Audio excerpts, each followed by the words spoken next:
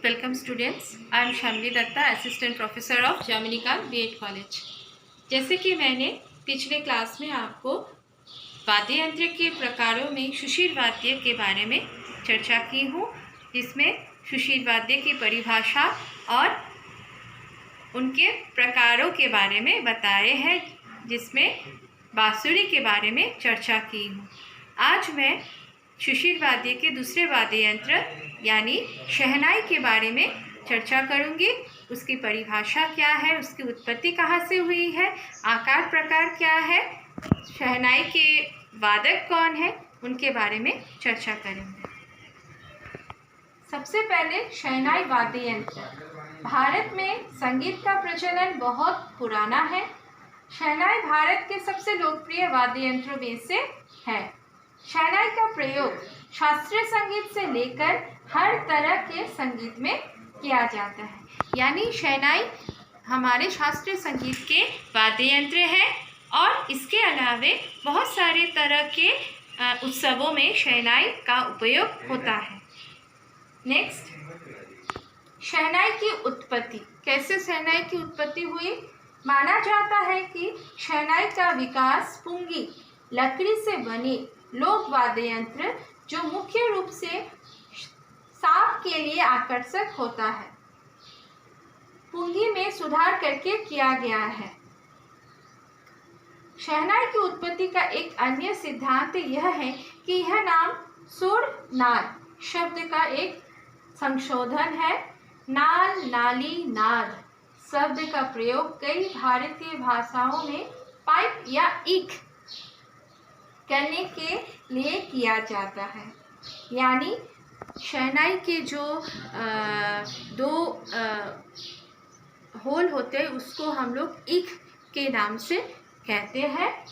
सुर शब्द का अर्थ है स्वर या ध्वनि, संगीत में नोट या संगीत, और इसे कई भारतीय वाद्यों के नाम के लिए उपसर्ग के रूप में प्रयोग किया जाता है। ऐसा कहा जाता है कि सुर नाल ने अपना नाम सुरना जरना दिया है।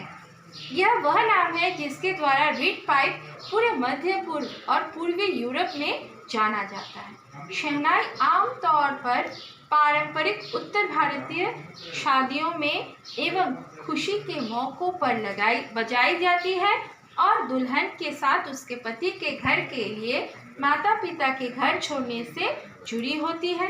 कभी कभी दो शहनाई को एक साथ बांधा जा सकता है, जिससे यह प्राचीन ग्रीक औलस के समान एक डबल शॉल बन जाता है। यानी इसके माध्यम से हम कह सकते हैं कि शहनाई ज़्यादातर शादियों में, कोई उत्सवों में, मंदिरों में बजाई जाती है जब कोई उत्सव होता है। नेक्स्ट, शहनाई का आकार।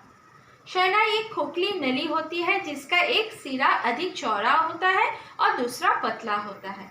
शहनाई के शंकरे सिरे पर विशेष प्रकार की पत्तियों और दलदली घासों से डैने के आकार की बनी 1 सेंटीमीटर लंबी 2 रीढ़ या पत्तियां लगी होती है, यानी इस तरह के होते हैं शहनाई, जो निचले भाग चौड़ा होता है और ऊपर के भाग थोड़ा सा शंकरा होता है। अब आते हैं शहनाई वादक। हमारे भारतीय संगीत, शास्त्रीय संगीत में शहनाई कौन बजाते थे? शहनाई वादक भारतीय वाद्यों में से एक शहनाई बजाने वाले को कहा जाता है। शहनाई भारत के सर्वाधिक प्रसिद्ध वाद्य यंत्रों में गिनी जाती है। विवाह या किसी भी प्रकार के शुभ अवसर पर शहनाई बजाने वाले को मुख्य रूप से बुलाया जाता है। आधुनिक काल में गायन, वादन तथा नृत्य की संगति में शहनाई का प्रयोग भी किया जाता है। शहनाई का प्रयोग शास्त्रीय संगीत से लेकर हर तरह के संगीत में होता है, यानी शहनाई हमारे शास्त्रीय संगीत से लेकर हर तरह के संगीत में बजाया जाता है। अब प्रमुख वादक कौन है?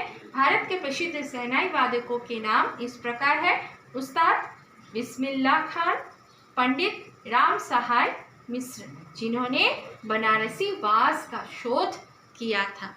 अब ये उस्ताद बिस्मिल्लाह खान के अनुसार शहनाई के बिस्मिल्लाह खान के अनुसार शहनाई को बिस्मिल्लाह खान किस तरह से बुलाते थे, इसके बारे में चर्चा कर रहे हैं। उस्ताद बिस्मिल्लाह खान के अनुसार भारतीय शास्त्रीय संगीत और संस्कृति की फिजा में शहनाई के मधुर स्वर घोलने वाले प्रसिद्ध शहनाई वादक बिस्मिल्लाह खान शहनाई को अपनी बेगम कहते थे और संगीत उनके लिए उनका पूरा जीवन था। पत्नी के इंतकाल के बाद शहनाई ही उनकी बेगम और संगी साथी दोनों थी। वही संगीत हमेशा ही उनका पूरा जीवन रहा। यानी शास्त्रीय संगीत में बिस्मिल्लाह खान ने शहनाई को बेगम के नाम से पुकारते थे। जब उनकी बेगम का इंतकाल हो गया तो उनके संग और साथी शहनाई ही रही।